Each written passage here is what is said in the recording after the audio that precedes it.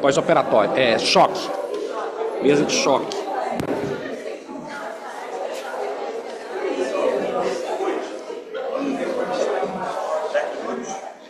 Né? 10, 12. Não sei se vai ter pergunta, eu geralmente faço.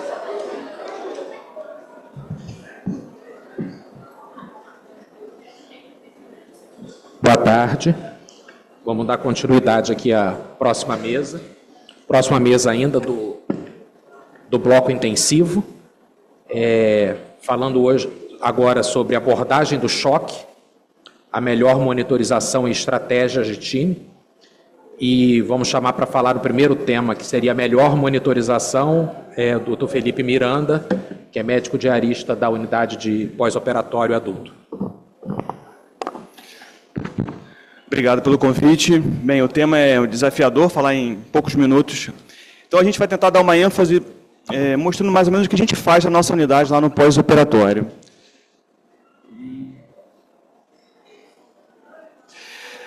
Bem, para começar, a gente tem que definir de forma bem concisa o que a gente define como monitorização hemodinâmica, né? Então, boa parte dos nossos pacientes estão na terapia intensiva por choque, né? Choque é uma disfunção, se a gente for definir, uma disfunção bem concisa, é uma disfunção celular por uma incapacidade das células de manterem o seu metabolismo normal. Produzir enzima, renovar ATP, manter a integridade da membrana plasmática, quer dizer, as células entram em disfunção por uma dificuldade na utilização de oxigênio, seja por uma questão sistêmica, por uma redução da oferta, seja por uma questão celular. O conjunto de células faz uma disfunção orgânica, então boa parte dos nossos pacientes estão na terapia intensiva por choque. E o choque tem diversas etiologias, muitas vezes várias etiologias, e a monitorização hemodinâmica nada mais é do que a habilidade que a gente tem, diante de um paciente com choque, identificar qual é o mecanismo de choque do paciente. Então, além disso, a monitorização guia a conduta que a gente vai ter para reverter esse processo. Todo paciente com choque é um paciente que tem uma bomba relógio que a gente precisa desarmar, porque, em última análise, isso termina numa disfunção orgânica múltipla. Então, lá no Instituto, né, todos os nossos pacientes que fazem cirurgia cardíaca são monitorizados dessa forma. A foto ficou um pouco escura, mas todos os pacientes têm uma pressão arterial invasiva, que a partir dela, a gente tem gasometria arterial, que a gente avalia lactato, a gente tem a variação da pressão de pulso, que é uma prova para avaliar se o nosso paciente é capaz de aumentar o débito cardíaco com fluido. Atualmente, todos os nossos monitores dão isso de forma online. Todos os nossos pacientes têm PVC, ou seja, tem um acesso venoso central, onde a gente tem a pressão venosa central, que também nos ajuda na questão volêmica, mas também é um marcador de disfunção ventricular, e também de onde a gente coleta a gasometria venosa central, onde a gente tem dados sobre a extração de oxigênio.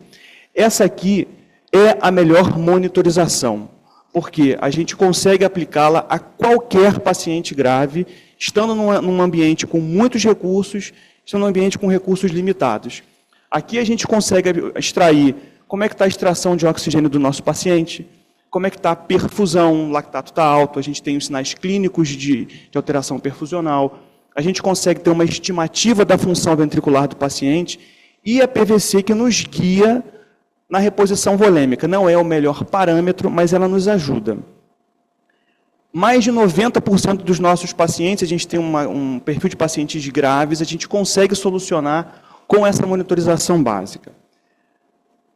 Naqueles pacientes que a gente, a partir dali, tomou algumas condutas e que não tiveram resposta clínica satisfatória, a gente tem outras formas de monitorização, então o ecocardiograma nos ajuda muito, mas no pós-operatório a gente começa a perceber que janela acústica é um problema para esses pacientes.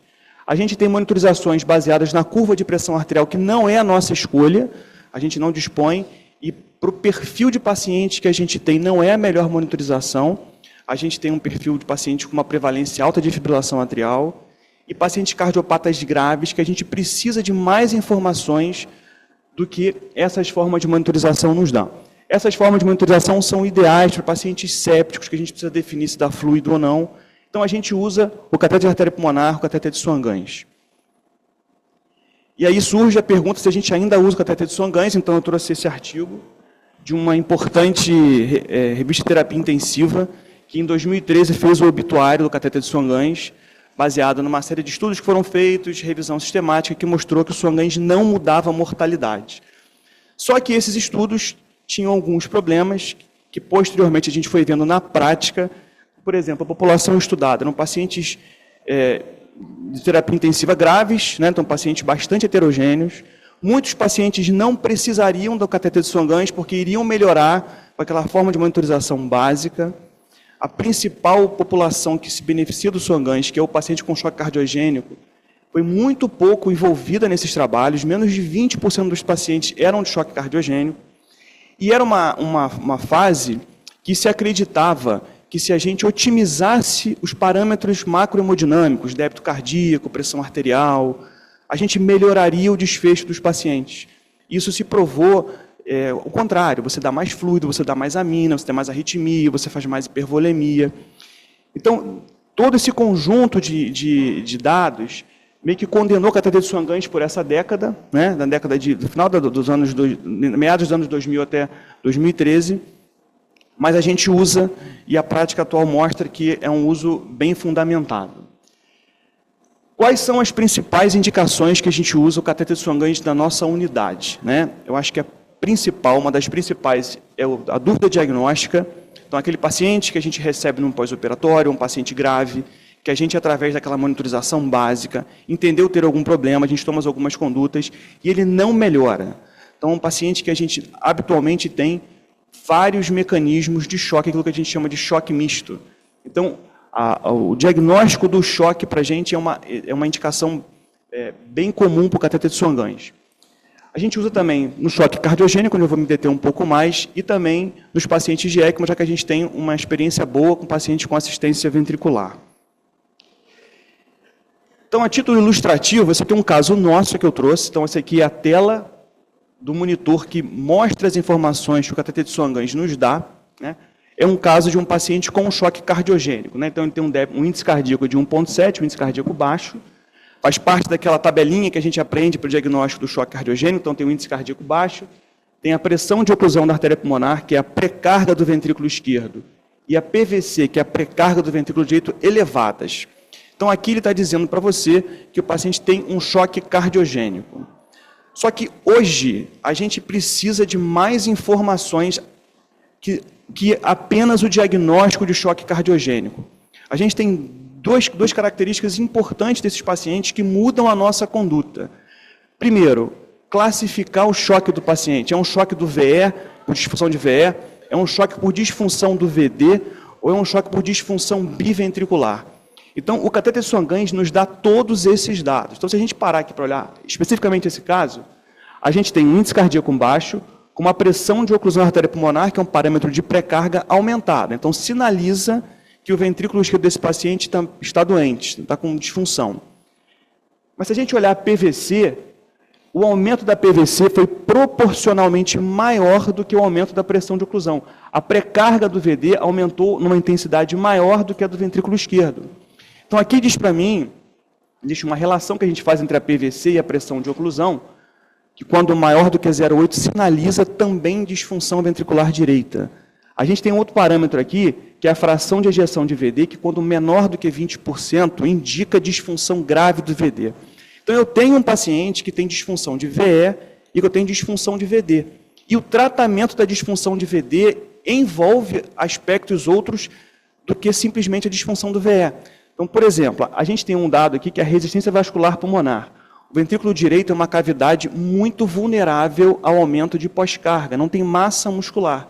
Então, esse é um parâmetro essencial que guia o nosso tratamento. Aqui, esse valor 439, a gente divide por 80, a gente tem unidades Woods. A gente tem uma resistência Woods normal até 2, aqui está em 5. Então, vai fazer parte do tratamento desse paciente a gente atacar a pós-carga do ventrículo direito. Então, o Swan-Ganz ele faz o diagnóstico do choque cardiogênico, ele classifica o choque cardiogênico, ele dá o fenótipo do choque cardiogênico. Então, se a gente lembrar daquela tabelinha que o choque cardiogênico é débito cardíaco baixo, PVC alta, resistência alta, quando a gente olha a resistência do paciente aqui, está em 2000, é uma resistência que está normal.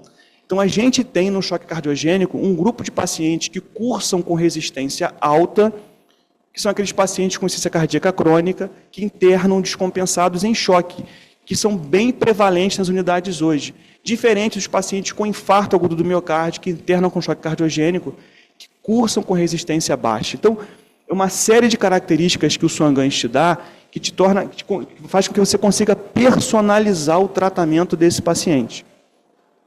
Ele dá mais uma quarta informação, que é o prognóstico do paciente com choque cardiogênico. A gente tem um dado aqui embaixo, que é o CPO, que é o Cardiac Power Output, que é uma variável de hidrodinâmica, que diz o seguinte: como que está o meu coração do paciente como se fosse uma bomba num circuito hidráulico. Essa bomba está sendo suficiente para gerar fluxo para esse circuito? Então, esse aqui é o parâmetro que tem o maior impacto no prognóstico do paciente. Vou mostrar aqui nos próximos slides, mas você vê que é uma monitorização para o perfil de paciente com choque cardiogênico, que você precisa acompanhar minuto a minuto para avaliar se você tem que escalonar o tratamento, você tem que associar inotrópico, associar dispositivo, que você tem isso à mão. Então, aqui é o CPO, né, que é o principal índice prognóstico, né? Então, aqui a gente tem o CPO, quanto maior do que 0,6, menor do que 0,6 é um parâmetro de gravidade, é um parâmetro que está dizendo para você o seguinte: o seu paciente está com falência de bomba e você precisa resolver esse problema. Então, quando você pega um coração disfuncionante com alteração de perfusão, você tem uma mortalidade muito alta. Quando você tem aquele paciente que está com choque cardiogênico, chegou lá para você, você começou a nora, começou a dobuta, você está lá com o CPO. O CPO ele é calculado da seguinte forma: é o débito cardíaco vezes a pressão arterial média dividido por 451. É um parâmetro que diz o seguinte: olha, chegou o teu paciente, tem um CPO menor do que 0,6, você começou um inotrópico, ele não melhorou o CPO, você associou um segundo inotrópico, ele continua com o CPO baixo, você precisa fazer alguma coisa, porque seu paciente vai morrer. Então, esse é um parâmetro prognóstico do paciente. Então, isso aqui é uma tabela que a gente vai estar com pouco tempo. O cateter de Swan-Ganz no choque cardiogênico te permite dar o diagnóstico, classifica o choque, permite que você personalize o tratamento do paciente e dá o prognóstico do seu paciente. Então, só a título de curiosidade, esse aqui é um segundo caso. Repare, é uma disfunção de VD também, tem um índice cardíaco no limite, uma fração de ejeção baixa, mais uma resistência vascular pulmonar baixa. Então, aqui a estratégia vai ser diferente daquele outro lá. Aquele outro eu tinha que prioritariamente reduzir a resistência vascular pulmonar. Aqui eu preciso atacar a força de contração do ventrículo direito, só como sinalizar como é um dispositivo, como uma forma de monitorização para esse perfil de paciente, que ajuda muito. Uma terceira indicação do cateter de Swan-Ganz da nossa unidade é para pacientes em ECMO, né? Resumidamente, quando a gente coloca um paciente em ECMO, a gente quer garantir, de um lado, fluxo sanguíneo sistêmico para evitar as disfunções orgânicas e, de outro lado, garantir que o coração do paciente tenha condições de se recuperar. E a gente acompanha como é que está o coração do paciente, se ele está distendido, se ele está vazio, muito em função do cateter de Swan-Ganz, né? A gente não quer que o coração esteja distendido, porque a gente sabe que o consumo de miocárdio de oxigênio depende dessa distensão, né? E em termos de evidência, né? Enfim, na literatura não existe nenhum ensaio clínico específico de Swan-Ganz em choque cardiogênico, nem nos estudos antigos, nem recentemente. O que a gente tem hoje são publicações de relevância menor, estudos observacionais, relatos de casos, mas mostrando que com a evolução do conhecimento do choque cardiogênico, com a mudança das características, com as opções terapêuticas, com o suporte circulatório, o cateter de Swan-Ganz vai ganhando um peso. A gente teve um colega da rotina que passou agora em março um mês numa instituição em Londres, que 100% dos pacientes com choque cardiogênico usavam cateter de Swan-Ganz, porque direcionava o tratamento. Então, a tendência é voltar ao uso do cateter de Swan-Ganz. Então, concluindo, né? A monitorização básica, aquela que a gente viu, ela é essencial, porque você não consegue chegar na monitorização avançada sem conhecer saturação venosa, gap de CO2, lactato, PVC. A melhor monitorização depende do seu cenário, né? O Swan-Ganz tem um uso crescente e a gente tem um desafio, que a gente teve uma geração de profissionais de terapia intensiva que foram formadas longe do cateter de Swan-Ganz, sem conhecer o cateter de Swan-Ganz, para aqueles estudos que eu falei. O desafio é a gente voltar a treinar, porque o uso depende muito do conhecimento das curvas, do conhecimento dos dados. Enfim, acho que foi isso. Foi no tempo. Obrigado. Excelente, 12 minutos. Chamar agora para falar sobre estratégia de time de abordagem do choque, Dr. Sérgio Olival, que é coordenador da UTI de pós-operatório adulto do INC. Boa tarde, gente. Vamos lá. Estratégia do time de choque. O sucesso do tratamento do paciente em choque está intimamente relacionado a alguns fatores. Um deles é a capacidade de a gente fazer o diagnóstico mais precoce possível, porque ao passar do tempo, a disfunção orgânica vai se instalando e o risco de morte aumenta. Como o Felipe falou, a monitorização desse paciente num quadro de choque pode não necessitar de uma monitorização avançada. Pouca invasão, porque o doente responde bem ao tratamento desse quadro de choque. Então, essa monitorização mais avançada, ela vai estar limitada ao doente que você não tem ainda esclarecimento ou que ele não responde adequadamente ao tratamento iniciado com volume e aminas vasoativas. E a monitorização hemodinâmica avançada, basicamente, você faz uma escolha entre a monitorização mais invasiva e menos invasiva. E essa decisão ela está intimamente relacionada às coisas que o Felipe falou, né? A decisão, por exemplo, para choque cardiogênico, a gente tende a usar mais os Swan-Ganz, tá? Quando o paciente tem uma lesão estrutural intracardíaca nas cavidades direitas, a gente tende a utilizar a termodiluição transpulmonar, tá?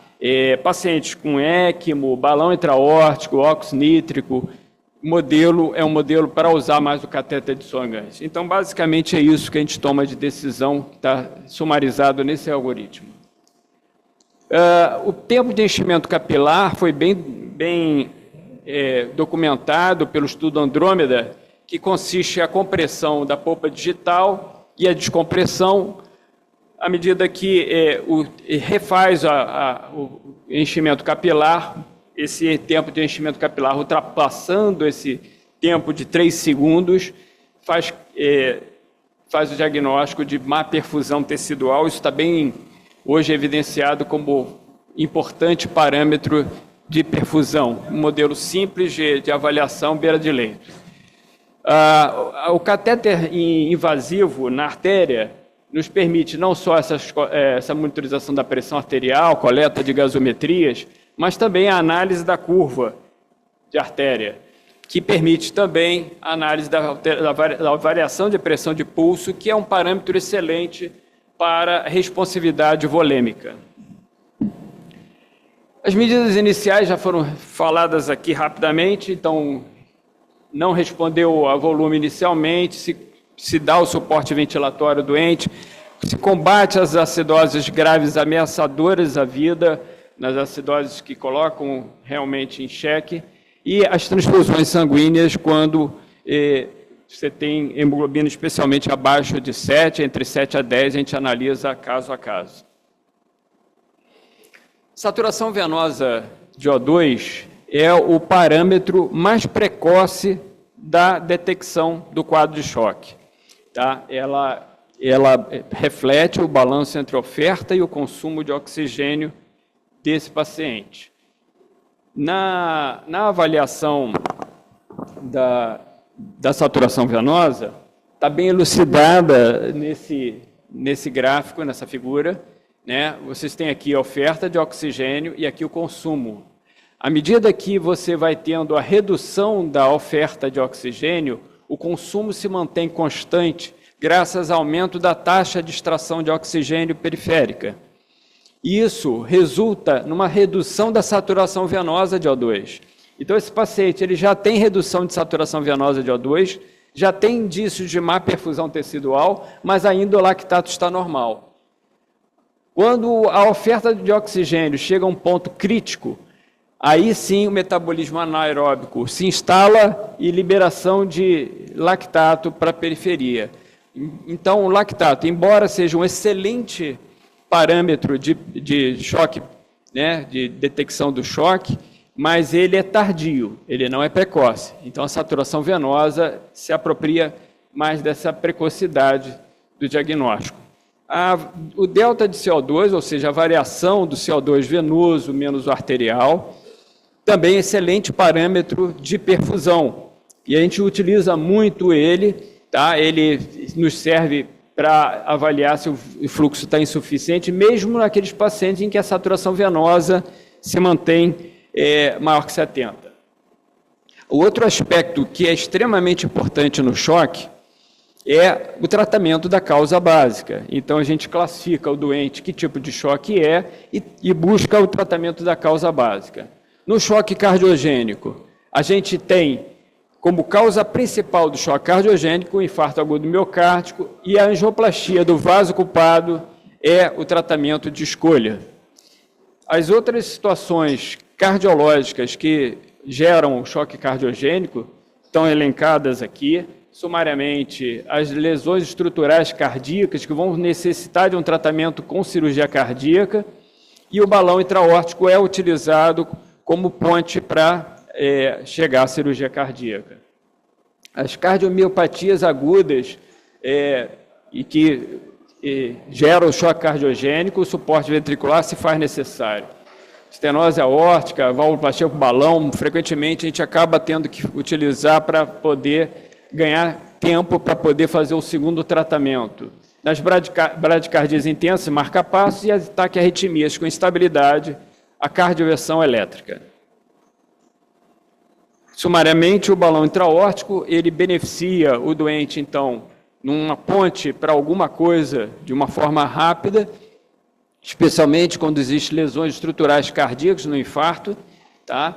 Ele nos beneficia no momento da sístole, ele desinsufla o balão, tá? Diminuindo a pressão da raiz da aorta, com isso facilitando o esvaziamento ventricular, melhorando a perfusão e diminuindo o trabalho cardíaco e o consumo miocárdio de oxigênio.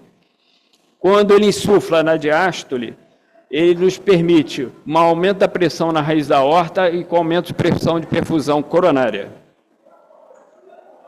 O modelo desse suporte, que é o Impella, né, ele retira o sangue do ventrículo e despeja na aorta.